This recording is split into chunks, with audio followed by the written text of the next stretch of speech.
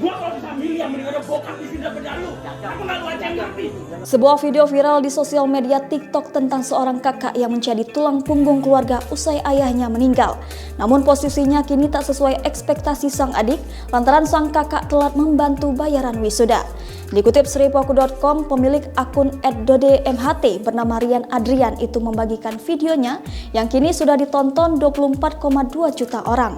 Dalam video, Rian mengaku berat menjadi tulang punggung keluarga.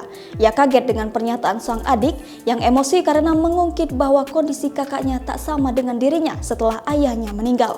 Adiknya itu marah karena sang kakak berkuliah saat ayahnya masih ada sehingga tak pernah merasakan telat bayar uang UKT dan wisuda. Sementara adiknya kesal karena hidupnya tak sesuai ekspektasi, di mana ia harus menanggung malu karena sering telat bayaran kuliah. Rupanya alasan Rian belum membayarkan uang wisuda adiknya karena harus mendahulukan bayaran cicilan KPR. Mirisnya sang adik semakin melontarkan kalimat makian dan berharap sang kakak agar menggantikan posisi ayah mereka yang telah tiada. Dalam pertengkaran, keduanya pun akhirnya dipisahkan oleh sang ibu yang berusaha menenangkan. Ibu Rian mengatakan jika adiknya sedang emosi karena telat bayar uang wisuda.